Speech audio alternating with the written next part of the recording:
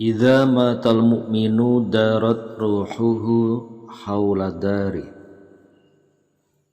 Ketika orang mukmin itu meninggal dunia, maka ruhnya akan mengelilingi rumah syahron selama 1 bulan. Apa yang dilakukan ruh?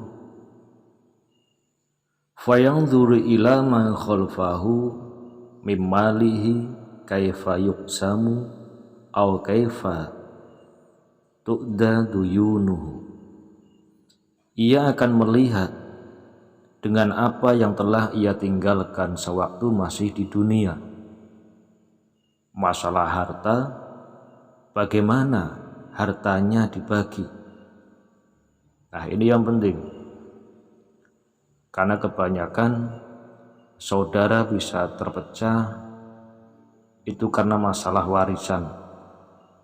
Jadi alangkah baiknya sebelum seseorang itu wafat, diwasiati dahulu atau dibagi seandainya ada harta yang ditinggalkan, yang tujuannya setelah kita meninggal, setelah seseorang itu meninggal, kok andaikan hartanya itu banyak, tidak menimbulkan kesalahpahaman di antara saudara ataupun perpecahan.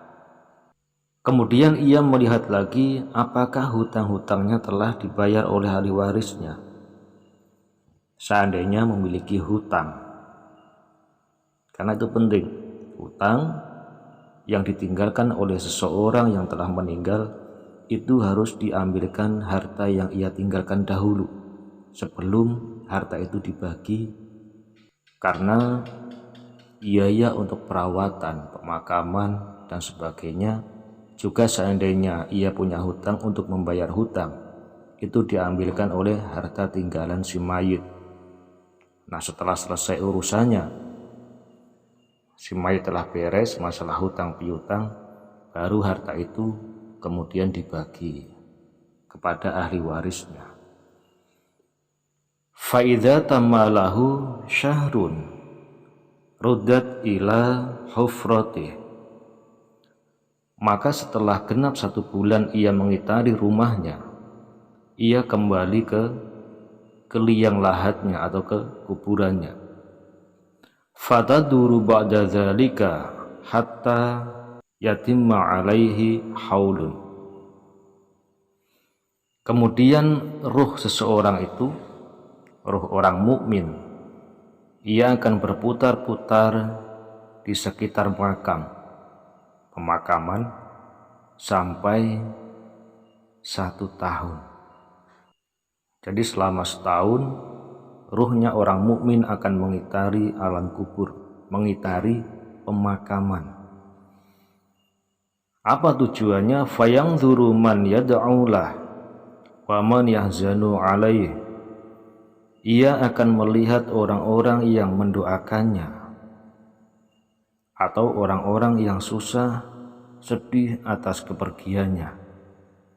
Fa'idza tamal haul rufi'a ruhuhu ila haitsu yajtamiul arwah ila yaumil qiyamah.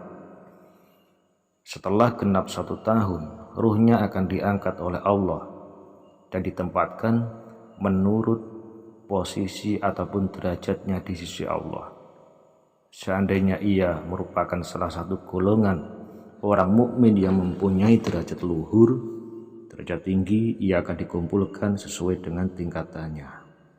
Dan juga sebaliknya, bagi orang yang ahli maksiat, maka ia akan ditempatkan oleh Allah di tempat yang penuh kegelapan sampai hari kiamat, ai yauma yunfakhu fisur, sampai ditiupkannya sangkakala atau trompet hari kiamat.